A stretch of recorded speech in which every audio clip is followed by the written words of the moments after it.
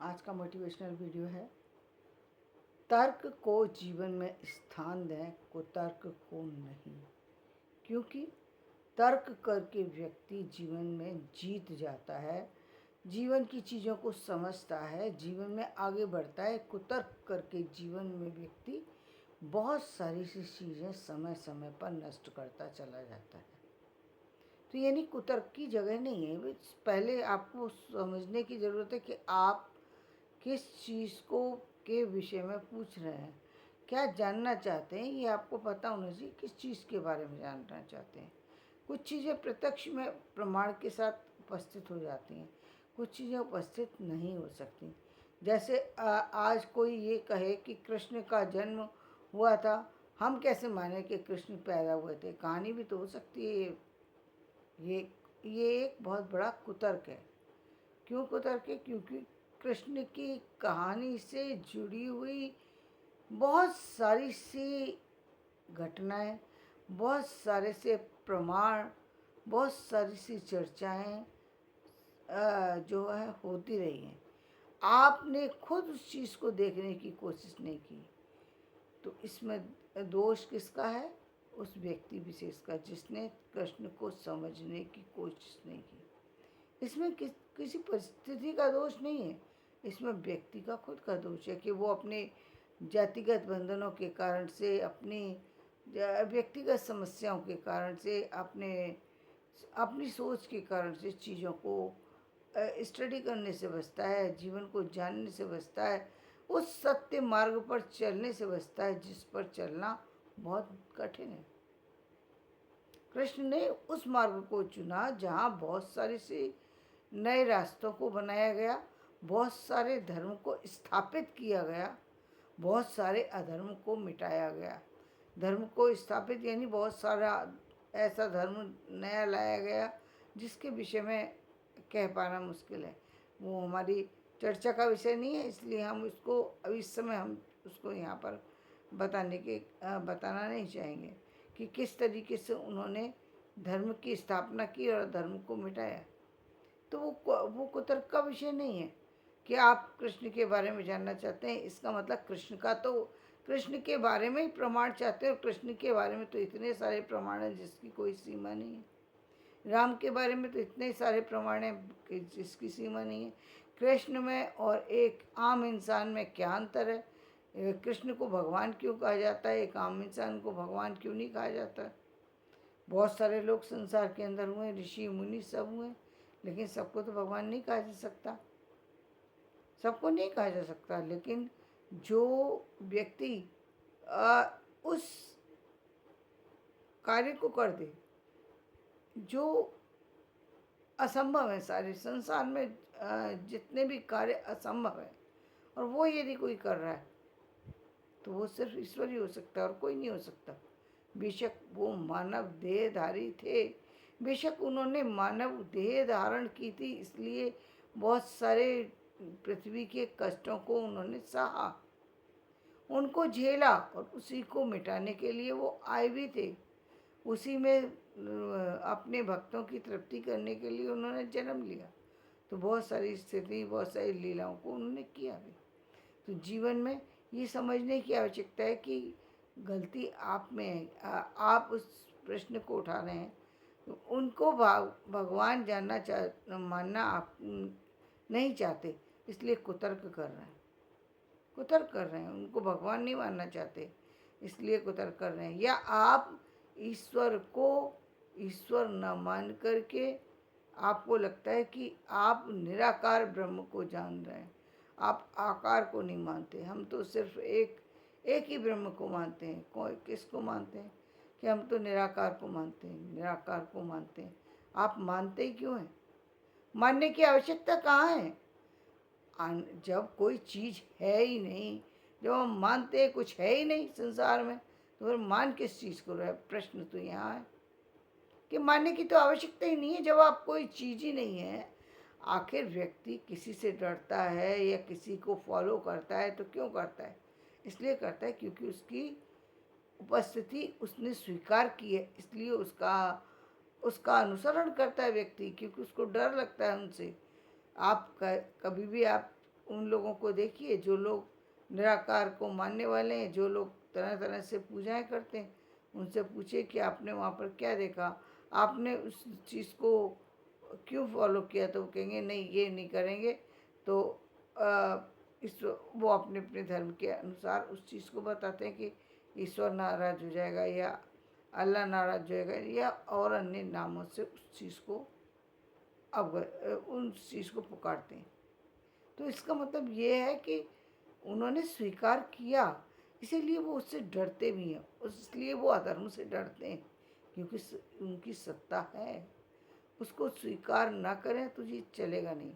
इसी तरीके से बहुत सारे कुतर्क, अब अभी एक बहुत सारा इस समय चर्चा में इस तरीके के कुतर्क की भी स्थापना की जा रही है कि माता पिता का स्थान ही माता पिता के का आखिर क्यों कर्ज माना जाए। ये कुतर्क है कि माता पिता के का कर्ज मानने की क्या आवश्यकता है।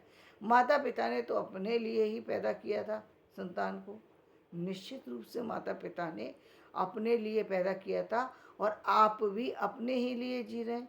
संसार में हर व्यक्ति अपने ही लिए कार्य कर रहा है। इसका मतलब क्या हुआ? इसका मतलब ये नहीं हुआ कि माता पिता का कर्ज आपके ऊपर नहीं है। माँ का कर्ज भी है और पिता का कर्ज भी है। बेशक आपको जानकारी है या नहीं है, लेकिन कोई तो पिता है ना, जिसके कारण से आप माँ के गर्भ में आए और आपकी उत्पत्ति हुई। आप उससे नकार नहीं सकते। क्यों आपको एक अच्छा पिता मिला, क्यों आपको एक खराब पिता मिला, क्यों आपको एक अच्छी माता मिली, क्यों आपको एक अलग तरह की माता मिली, वो विषय चर्चा का नहीं है, क्योंकि वो आपका कार्य ही नहीं है, वो आपके कर्म का फल है। वो आपके कर्म का फल है, पूर्व जन्म के कर्म का फल है कि आपका जन्म ऐसी शारीरिक अवस्था में हुआ, ऐसे परिवार में हुआ, ऐसे लोगों के बीच हुआ जहाँ आप सोच नहीं सकते थे। आपका विवाह एक ऐसे परिवार में हुआ जिसको आप समझ नहीं सके। क्यों? क्योंकि वो सृष्टि तो पहले से बन चुकी है ना, आप तो सिर्फ उसमें सिर्फ एक भूमिका निभाने वाले हैं। वो तो सारा जब स्क्रिप्ट लिखी जा रही थी तभी हो गया, जब आपने काम किया प्रकृति ने लिख तो उसी दिन दिया कि जब आपने काम किया। आपके कहने और ना कहने से कुछ नहीं होता। प्रकृति तो उसी चीज से जुड़ी हुई है। ये प्रकृति को आप कुछ ऐसे समझ सकते हैं जैसे इस समय हम लाइट की कई सारे से चीज़ों को हम यूज़ कर रहे हैं। एक तरफ पंखा चल रहा है, एक तरफ लाइट जल रही है, एक तरफ रॉड जल रही है, एक तरफ बल्ब जल रहा है, एक तरफ हीटर जल रहा है। अलग अलग चीज़ों को हम यूज़ कर रहे हैं। एसी चल रहा है, कहीं और चीज़ें चल रही हैं। तो लेकिन वो सारी चीज़ें, ऊर्जा तो वही है, लेकिन उपयोग आप किस में कैसे कर रहे हैं वो आपका तरीका है कि आप किस चीज़ में उस ऊर्जा का इस्तेमाल कर रहे हैं। आपने ही इस्तेमाल किया। जब आपने उस ऊर्जा का इस्तेमाल हीटर में किया तो वो गर्म यह फल देने लगी इलेक्ट्रिसिटी। जब आपने उसका इस्तेमाल फ्रिज में किया तो वो ठंडी ऊर्जा देने लगी। जब आपने उसका इस्तेमाल किसी और जो गैजेट है उसमें किया तो वो उस तरीके से चलने लगा।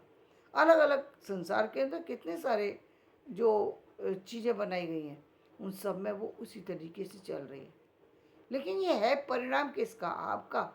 जब आपने बिजली का यूज कहीं दूसरी जगह किया है, इलेक्ट्रिसिटी का यूज बैटरी बनाने में किया, इलेक्ट्रिसिटी का यूज एसी चलाने में किया, या एसी का यूज़ आपने कोई और सामान्य चीज़ चलाने के लिए किया, तो ये तो आपके ऊपर है ना, आपने उसका उपयोग कैसे किया है। आप जो लाए चीज़ तो वही चलेगी ना। ऐसा तो हो नहीं सकता कि आप हीटर चलाएं तो कूलर चलने लग जाए, कूलर चलाएं तो फ्रिज चलने लग जाए, फ्रिज चलाएं तो कुछ और चलने लग जाए। नहीं, हमको तो ये चाहिए, चाहिए से क्या होता है, लाना पड़ेगा ना। वही चीज़ लानी पड़ेगी जिसमें वो चीज़ यूज़ होती है, तभी वो चीज़ यूज होगी। लेकिन ये आपको पता नहीं है, ये आपके उपयोग के समय ही, यानी जब चीज़ बनी थी तभी तय हो गया कि इस चीज़ में यदि इलेक्ट्रिसिटी का उपयोग किया जाएगा तो ये बर्फ़ बनाएगी, और इस चीज़ में इलेक्ट्रिसिटी का यूज़ किया जाएगा तो ये हीट पैदा करेगी, और इस चीज़ में यूज़ किया जाएगा तो ये मशीन करण होगा, पेपर प्रिंट कर देगी, साड़ी प्रिंट कर देगी, और डिज़ाइन प्रिंट कर देगी, और घर प्रिंट कर देगी, घर के लिए तरह तरह के उपकरण बना देगी। ये तो उसके ऊपर है। ये बिजली जब आप बनाएंगे तो ये घरों के अंदर, सबके अंदर रोशनी कर देगी, पूरे संसार को रोशन कर देगी। ये तो बिजली बनाने वाले के लिए और बिजली बना करके भेजने वाले के ऊपर डिपेंड करा कि किस चीज़ में उसने भेजी और किस तरह से आपको प्राप्त हुई, और आपने किस चीज़ में उसका इस्तेमाल किया। तो चीज़ें कब उस दिन ही तय हो गई जब आपने उसको अपने घर के अंदर लेके आए, उसी समय उसका स्वरूप भी तय हो गया। ठीक इसी तरीके से संसार में भी जो चीज़ें हैं उनका स्वरूप तय है। इसलिए आपका जन्म, आपकी स्थितियाँ, आपका परिवर्तन, सब कुछ तय है, सब कुछ तय है। उसी के अनुसार व्यक्ति कर्म भी करता है, अच्छे और बुरे। कुछ आया ही व्यक्ति इसलिए संसार में पाप मिटाने के लिए, तो वो पाप मिटाएगा ही मिटाएगा, क्योंकि उसकी प्रवृत्ति वही है। प्रवृत्ति को कैसे चेंज कर देंगे? उसकी प्रवृत्ति वो है, उसके अंदर वो चीज है ही नहीं जो आप चाहते हैं, वो आती ही नहीं। कितना भी आप कहिए, वो व्यक्ति चाह करके भी उस तरीके का नहीं हो पाता। बहुत सारे लोगों को आप देख सकते हैं कि स्वभाव में किसी के में क्रूरता और किसी के में जो है बहुत ज़्यादा सरलता है, तो दोनों में अंतर है। एक व्यक्ति भोजन भी जो है बड़े तरीके से, सलीके से करता है। 2 रोटी खाएगा लेकिन, या 10 रोटी खाएगा, ये महत्वपूर्ण नहीं है, लेकिन जो खाएगा वो प्रॉपर तरीके से खाएगा। और एक व्यक्ति को कुछ भी दे दो, वो खाएगा, चाहे कितने भी अच्छी तरीके से लगा करके थाली दे दो, लेकिन जब वो खाएगा तो पता लग जाएगा कि उसके खान पान का क्या तरीका है। क्यों? क्योंकि उसकी जिस तरीके से उसकी परवरिश हुई है, वो उसी तरीके से व्यवहार करेगा। ये आपके, इसीलिए वो संस्कार वहीं से क्रिएट हुए, बदलते नहीं है। कुछ मूल स्वभाव होते हैं तो वो बिल्कुल ही नहीं बदलते। जैसे कहते हैं ना, आदमी के अंदर का जो मानव स्वभाव है वो नहीं बदलता। इसीलिए हम धर्म के अनुसार व्यक्ति के पद भी हम देते हैं, स्थान हम देते हैं। योग्यता के अनुसार ही किसी व्यक्ति को पद दिया जाता है ना। क्यों क्षत्रियों को राजा बनाया जाता था? क्योंकि उस समय में यही माना जाता था कि एक शक्तिशाली व्यक्ति ही इस संसार को संभालने में समर्थवान है, इसलिए उनको दिया जाता था। और क्यों एक राजा उठ कर के एक ब्राह्मण का स्वागत करता था? क्यों गुरु का स्वागत करते थे? कि गुरु ही शिक्षक के रूप में या ज्ञान देने के रूप में गुरु का ही स्थान था। इसलिए वो जानता था कि इनके बिना हमारा जीवन नहीं चलता, नहीं चल सकता। तब भी गुरु का स्थान था और गुरु को महत्व दिया जाता था, और आज भी गुरु का स्थान है और गुरु को महत्व दिया जाता है। कोई कितना भी कुतर्क करे कि गुरु के बिना तो चल सकता है, उनकी क्या आवश्यकता है, मैं तो सब कुछ जान चुका, अब मुझे गुरु की क्या आवश्यकता है। जब जिस दिन तक गुरु को हम तो सिर्फ उसी दिन तक गुरु को गुरु मानते हैं जिस दिन तक हम उनसे जुड़े रहे थे या हमने कुछ लिया था। अब तो छूट गए वो, हम अब क्या मतलब है उनका? अब हमारे जीवन में सारी जिंदगी उनको मानने की क्या आवश्यकता है? लेकिन ये तो उनके अपने विचार हैं ना, कि कुतर्क कर रहे हैं कि हमने तो पैसे दे करके शिक्षा ली थी, तो आखिर गुरु को गुरु क्यों समझा जाए? इसलिए समझा जाए कि आपको बाप बनाने में उसी गुरु का हाथ था। वो नहीं होते तो आप दुनिया का कोई भी व्यक्ति किसी कार्य को कर ही नहीं सकता जब तक उसको गुरु ना मिले। चाहे वो बचपन में मिला हो या बड़ेपन में। बचपन वाला भी महत्वपूर्ण इसलिए क्योंकि मूल तो, रूट तो उसने ने रखी थी। यदि रूट नहीं रखता तो फिर वो आगे बढ़ता कैसे? वो माता पिता सबसे पहले थे जिन्होंने स्कूल तक भेजा या खुद से शिक्षा दी बच्चे को। महत्वपूर्ण है। और बहुत सारे से बच्चे ऐसे होते हैं जो किसी तरीके से शिक्षा लेने में भी अक्षम होते हैं, फिर भी माता पिता उनको पूरा ज़िंदगी लालन पालन करते हैं, पूरी ज़िंदगी उनको सिखाते हैं एक तोते की तरह से। जैसे तोते को बहुत मेहनत करके कुछ थोड़ा बहुत सिखाया जा सकता है, ठीक इसी तरीके से उस बच्चे को का भी लालन पालन करते हैं जिसके जो अक्षम होता है। वो जिंदगी जीता है लेकिन शरीर से अक्षम है या दिमाग से अक्षम है, उसके लिए ज़िंदगी होते हुए भी ज़िंदगी ना के बराबर होती है। माता पिता बिल्कुल उसके साथ उसी तरीके से व्यवहार पूरी ज़िंदगी करते हैं जिस तरीके से एक घर में रहने वाले किसी जीव का अन्य का ध्यान रखा जाता है, ठीक उसी तरीके से उनको पल पल उसके साथ उठना बैठना पड़ता है। जबकि हम एक आम इंसान की बात करें तो एक आम इंसान एक समय के बाद हम उसका हाथ छोड़ देते हैं और वो अपने ऊपर काम करना शुरू कर देता है, अपने आप कर सकता है। यदि आपको किसी चीज़ की कमी भी लगती है, आपको लगता है कि मेरे माता पिता गलत हैं, आपको लगता है मेरे गुरु गलत हैं, हो सकता है।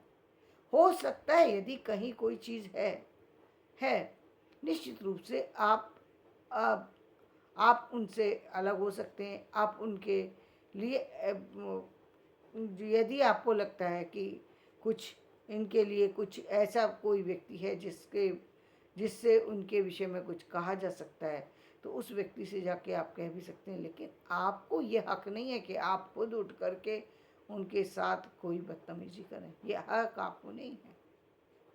और लोग कर सकते हैं। कभी आपने देखा है एक छोटा सा बच्चा होता है, यदि माता पिता उसे मार दें तो क्या रोता, जब छोटा होता है तो वो रोता हुआ अपने बाबा के पास चला जाता है, दादी के पास चला जाता है, नाना नानी के पास चला जाता है, घर के बुजुर्गों के पास चला जाता है कि इन्होंने हमें मारा, इन्होंने हमें डांटा, और वो अपने आप को बचाने की कोशिश करता है। तो वो छोटेपन की बात है, लेकिन ये जीवन की भी बात है कि आप उसको नकार नहीं सकते कि ये इनकी सत्ता ही नहीं है, इनका होना ना होना कोई फ़र्क नहीं पड़ता, हमारा क्या दायित्व है, हम क्यों करें, इन्होंने अपने सुख के लिए पैदा किया। अरे किया का क्या मतलब है, आप भी तो वही काम कर रहे हैं। इस संसार की सृष्टि उसी से चल रही है, स्वार्थ के बिना तो पत्ता भी नहीं हिलता। आप कहाँ से इसमें कुतर करने लगे, ये तो सृष्टि ही स्वार्थ से जुड़ी हुई है। स्वार्थ तो है व्यक्ति का, लेकिन कम ज़्यादा ये फर्क होता है। आप कहीं इतने अंधे तो नहीं हो गए कि अपने स्वार्थ में आके पूरे संसार के सारे लोगों को ही भूल गए, आप तो सिर्फ आप ही आप रह गए, तो वो गलत है। गलत ये नहीं है कि स्वार्थी होना, स्वार्थ तो है इंसान, ये तो हर व्यक्ति के जानता है कि स्वार्थी इंसान है, स्वार्थ से ही जुड़ा हुआ संसार चल रहा है। स्वार्थ लाभ करे सब प्रीति, सुर नर मुनि जन की यह रीति।